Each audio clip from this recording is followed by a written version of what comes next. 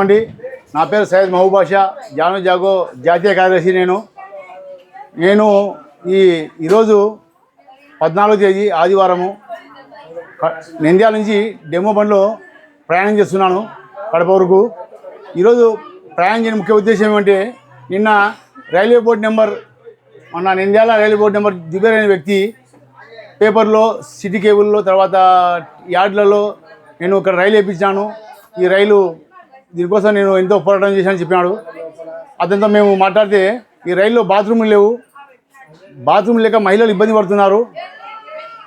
ఇక్కడి నుంచి రేణిగుంట పోయే వరకు మధ్యాహ్నం 1-2 కావచ్చు, ఏమైనా లేట్ అయితే అంతవరకు మహిళలు చిన్న పిల్లలు బాత్రూమ్ లేక చాలా ఇబ్బంది పడుతున్నారు. ఈ విషయమై నేను అతనికి మొన్న మాట్లాడితే అతను ఏమన్నా అంటే రైల్లో మేము ప్రతిరోజు నీళ్ళు పడుతున్నాము, ప్రతి పెట్టెకు బాత్రూమ్ ఉన్నాయి, మీరు రైలు ప్రయాణం చేయలేదన్నాడు. అతను చెప్పినందువల్ల నేను కానీ ఈరోజు అదే పనిగా నేను ప్రయాణం పెట్టాను మా ఫ్యామిలీతో. ఈరోజు ఉదయం మొత్తం చూసాము, కింది నుంచి పై వరకు ఎక్కడ బాత్రూములు లేవు, ఎక్కడ ఈ 4 పెట్టె 5 పెట్టెలు ఎక్కడ లేవు. అలాగే మహిళా అక్క చెల్లెల వీడియో కానీ తీసుకున్నాము.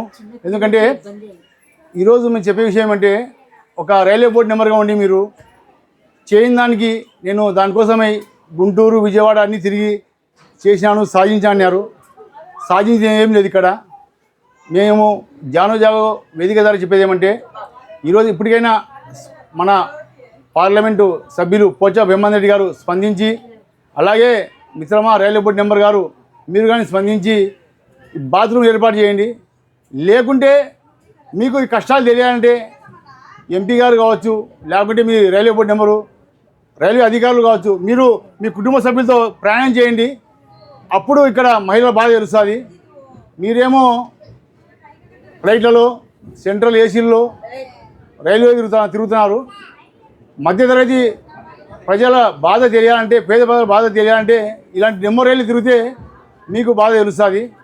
మీరు చెప్పినంత ఇదిగా లేదు. నిన్న మీకు నేను పేపర్ ద్వారా మీకు చెప్తే మీరు రైలు ప్రయాణం చేసి ఈ వీడియో తీస్తున్నాను. నా దగ్గర వీడియోలు ఉన్నాయి, అవి అని పెడతాను. అలాగే డెమో రైలు అన్నాక ఛార్జ్ చూసే ఎక్స్ప్రెస్ ఛార్జీలు ఉన్నాయి, ఛార్జీలు మోత అవుతుంది. మామూలు డెమో అంటే 30 రూపాయలు 30 రూపాయలు ఉన్న ఛార్జీలు 70-80 రూపాయలు వసూలిస్తున్నారు. రేణిగుంటలో పోయేవాళ్ళు ఇంత టైం అవుతుంది, రేణిగుంటలకు 120 రూపాయలు ఛార్జ్ వసూలిస్తున్నారు. ప్రజలు కానీ దీని మీద సంధించాలి, ప్రజలు కానీ దీని మీద ఇది చేయాలి.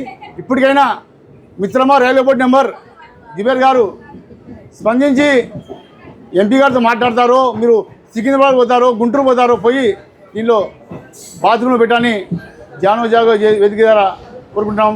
జై హింద్, జై భారత్.